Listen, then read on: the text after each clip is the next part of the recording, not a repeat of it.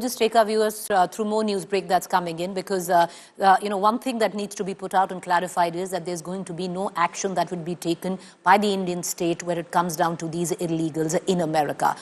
The information that we have, and we're going to put that information out there, that most of those who have been deported were caught, number one, from the Mexican-US border.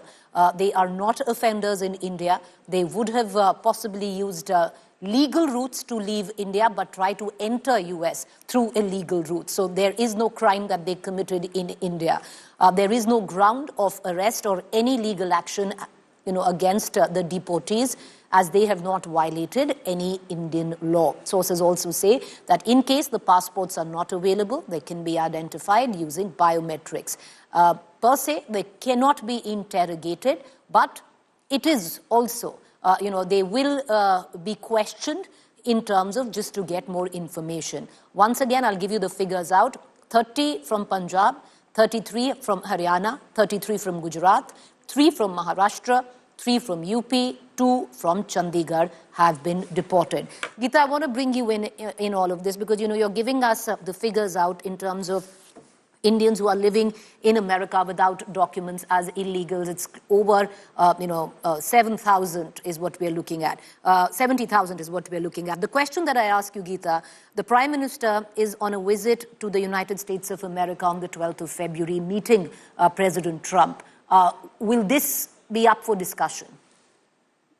Well, absolutely. Illegal Indians and the problem of illegal immigration into the United States of America is going to be a major part of the conversation that the two countries will have, apart from trade, tariffs, defense, and strategic aspects of the ties. And even when Dr. Jaishankar met with his counterpart, which was Marco Rubio's first bilateral meeting after assuming office as the Secretary of State of the United States of America, what really came out in the conversations was also that they are concerned about illegal Indians in America. While the Indian statement focused on the convergences between the two countries, Marco Rubio's statement was very clear that he did raise concerns regarding illegal Indians. So yes, it is going to be a very important part of the conversation, but India is going to go with a very strong message. Prime Minister Modi is going to talk about how there needs to be cooperation. In fact, the Indian administration has been battling its own crisis when it comes to illegal immigration, and in all probability that also will be spelled out with regards to how India is also battling illegal immigration, and they understand the concerns and the problems. So India and the United States of America are on the same page.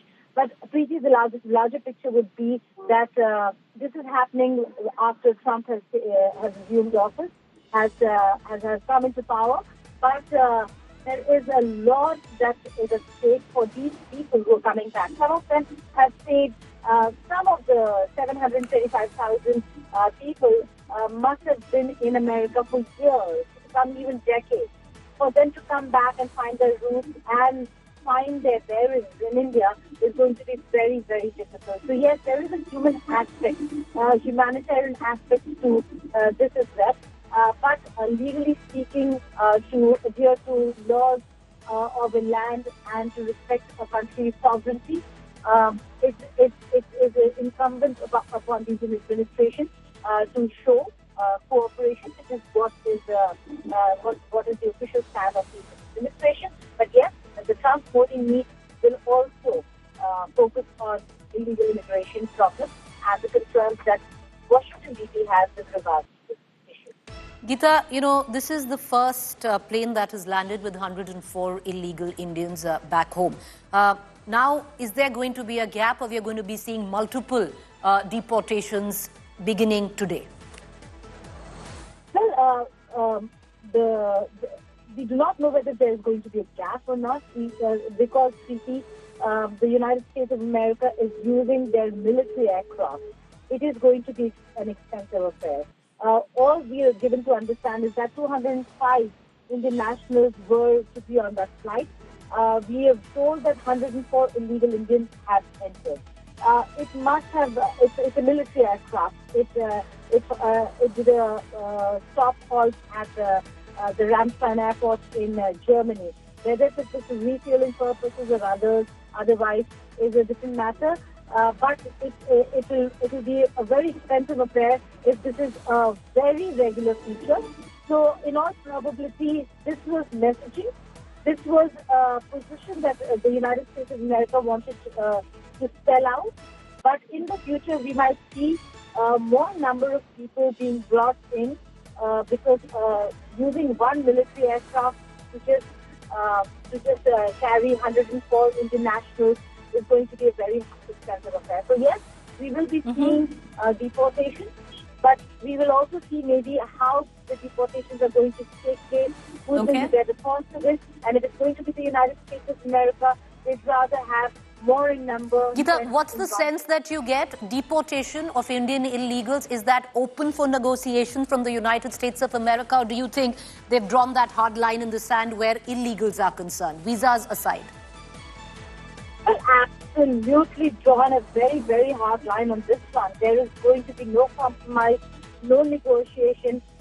What is going to happen maybe in some time is what the United States of America will reassess and see as to how they want the labor force in America. Most of America runs because the labor runs because of these very illegal nationals who do things, who do the job that no other American would want to do. But in all probability, even if those are the jobs that are out and up for grabs for foreign nationals in the labor market, they would want them to be documented nationals. So I suppose when it comes to illegal nationals, a hard line has been drawn. This is not just a policy decision looking at the economics of the country, because when it comes to economics, this is cheap labor we're talking about. They work very cheap because they don't want to be caught. They work under the radar, and that's why they're an exploited lot. But and the economics of it works very well for the American businesses and corporate houses. But at the end of the day, if a policy decision has been taken, it is not just because of economic reasons, political as well. It was a promise made by Trump. He's catering to his own conservative vote bank, and he was brought into power saying and making this very promise that he will not allow people to enter his country illegally. With the kind of changes that America has seen in the recent past, which is the security concern. Security is a major concern for America, and then having to look at the price for those involved is the reason why they could build that narrative that they do not want to do. So right now, it is politically untenable for Trump to walk back on this promise.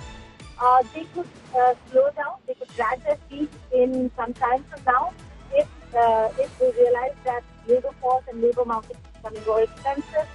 Americans do not want to swap their cushy jobs for the menial labor and the everyday wage labor kind of work that these illegal foreign nationals provide the services for. So one will have to wait and see how the economics of it works out. They might drag their feet in some time from now, but right now they are completely determined to ensure that their policy and their policy decisions are not just implemented, but are